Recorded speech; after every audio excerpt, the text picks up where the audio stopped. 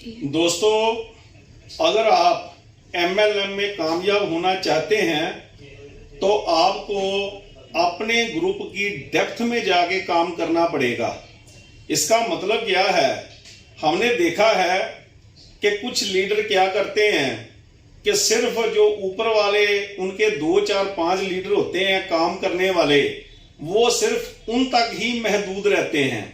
जब भी फोन करेंगे उन 2, 4 लोगों को ही फोन करेंगे। जब भी काम करेंगे उनके साथ ही काम करेंगे।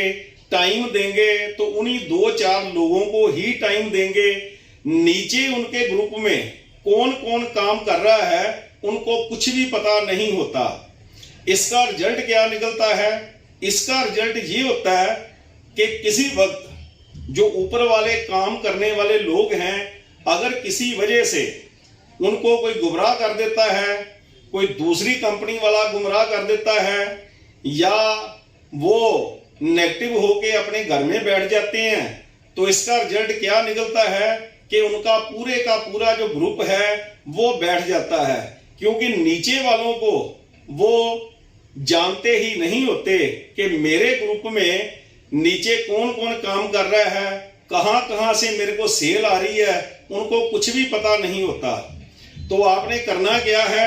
आपको पता होना चाहिए कि आपके नीचे ग्रुप में कौन कौन काम कर रहा है।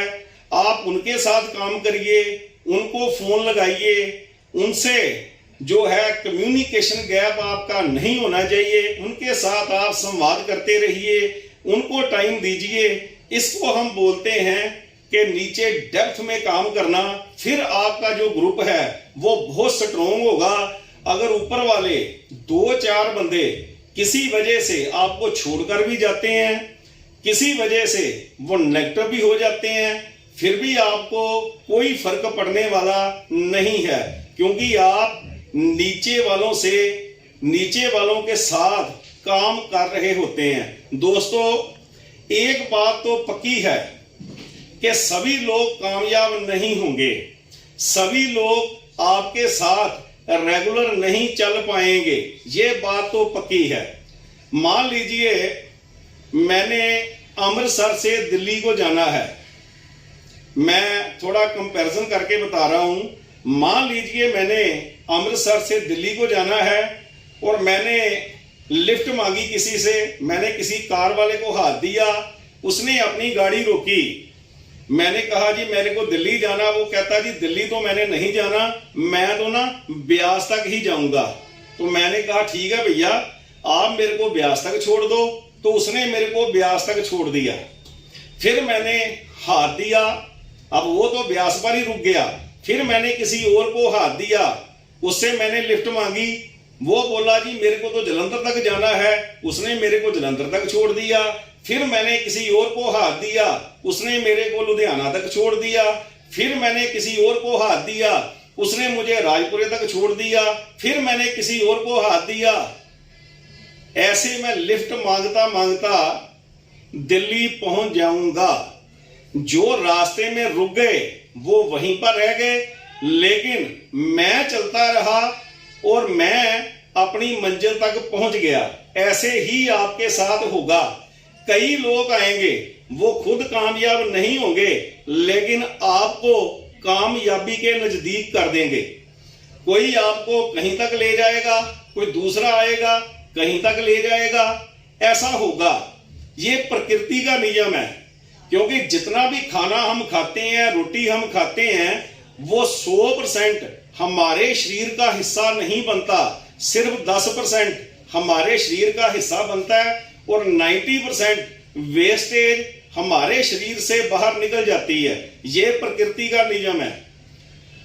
आम के वृक्ष को जितना बूर पड़ता है वो सभी आम नहीं पड़ता।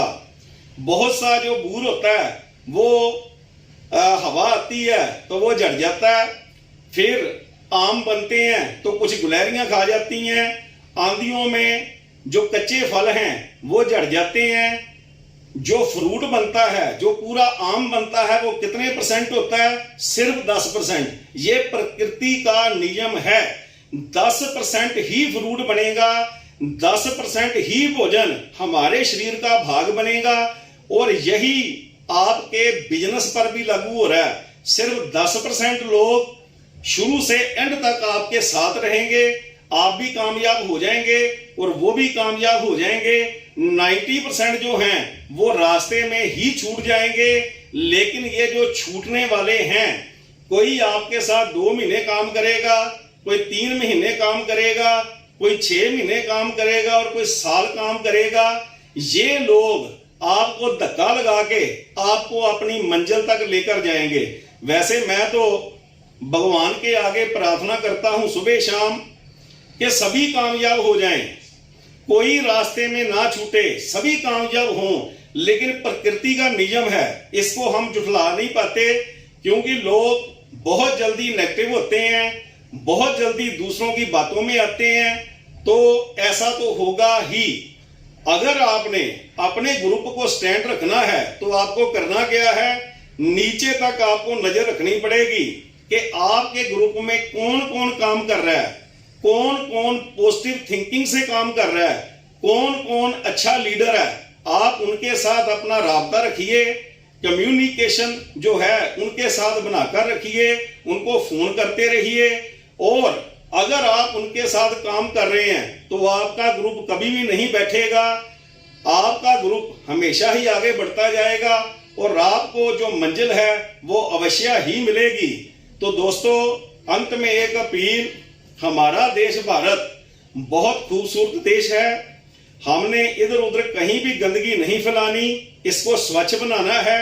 और दूसरी गंदगी जो दिमागों में जा रही है सोशल मीडिया की मार्फत, ये जो नफरत फैलाने वाले मैसेज आते हैं, इनको आपने देखते ही डिलीट करना है। अपने घरों में 100% सामान जो है वो स्वदेशी यूज करना है, ताकि हमारा देश भारत जो है वो विश्व गुरु बन पाए। जय हिंद, जय DF अरबल। थैंक यू दोस्तों।